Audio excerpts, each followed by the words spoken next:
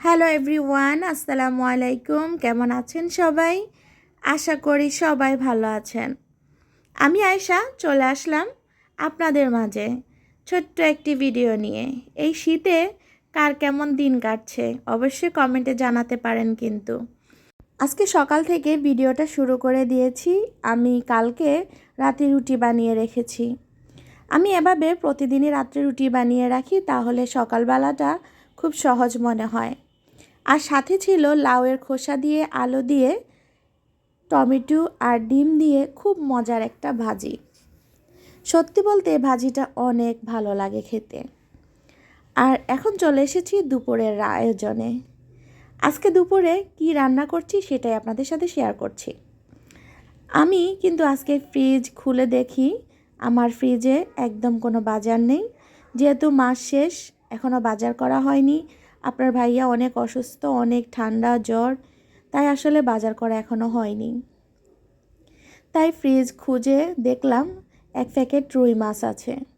আর সেই মাছটাকেই ভাবলাম যে খুব মজা করে রান্না করে ফেলি, তাহলেই পরিবারের সবাই কিন্তু একদিনের খাওয়াটা হয়ে যাবে।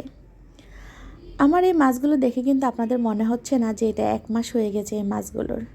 আমি কিন্তু খুব সুন্দরভাবে প্যাকেট করে রেখে দেই মাছগুলো, কারণ আমার হিসাব হচ্ছে পুরো মাস যাবে এই মাছ দিয়ে। আর এখন তো নতুন বছর, নতুন মাস শুরু হয়ে গেছে, কিন্তু এখনও বাজার করা হয়নি। তবে খুব শীঘ্রই বাজার করব। আপনারা দোয়া করবেন আমার হাজব্যান্ড যেন তাড়াতাড়ি সুস্থ হয়ে যায়। অনেক ঠান্ডা লেগেছে, তাই ভাবছি যেভাবে হোক যেন দিনগুলো চলে যায় কোনো রকম রান্না বান্না শেষ করে, আর বাচ্চাদেরকে যেন সুন্দরভাবে খাওয়াতে পারি।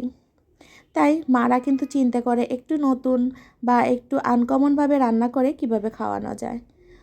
আর এভাবেই একটা মেয়ের সংসার জীবনটাই চলে যায়। যাক, হিসাব করে চলতে হবে।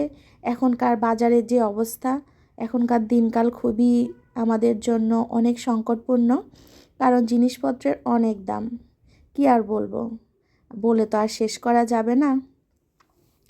এখানে আমি এক এক করে সব রকমের মশলা দিয়ে কিন্তু রান্নাটা বসিয়ে দিয়েছি, কারণ সবজি রান্না আমরা সবাই করতে পারি, এজন্য আসলে আপনাদের সাথে কোনো কিছুই বলিনি। তবে একটা কথা বলবো, আপনারা যারা আমার ভিডিওটা দেখা শুরু করেছেন প্লিজ একটা লাইক দিয়ে দিবেন, যাতে আমার এই ভিডিও অন্য মানুষের কাছে পৌঁছে যেতে সাহায্য করে। আর ভিডিও দেখা শেষ করে সুন্দর একটি কমেন্ট করে জানাতে পারেন আমার এই আজকের ভিডিওটা বা আমার রান্নাবান্নার ভিডিও আপনাদের কাছে কেমন লাগে। আপনাদের ভালোবাসায়, আপনাদের সুন্দর সুন্দর কমেন্ট আমাদেরকে নতুন আরেকটি ভিডিও বানাতে কিন্তু সাহায্য করে। আচ্ছা, আমি এখানে মশলাটা কষিয়ে কিন্তু আলুগুলো দিয়ে দিয়েছি। এগুলো কষতে থাকুক, আমি আপনাদের সাথে কিছু কথা শেয়ার করি। এত শীত পড়েছে এবার, বিগত কয়েক বছরে এত শীত পড়েছে কিনা আমার জানা নেই, তবে এবছর অনেক শীত পড়েছে। আর কোনো কাজ করতে ইচ্ছে করছে না, এত শীত। আমি মাঝে মাঝে চিন্তা করি, প্রায় সময় মাথার মধ্যে কথাটাই আসে যে যারা গরিব মানুষ রাস্তাঘাটে আছেন তারা কিভাবে এই শীতটা কাটিয়ে নিচ্ছেন। সত্যি বলতে অনেক কষ্ট লাগে এসব মানুষের জন্য।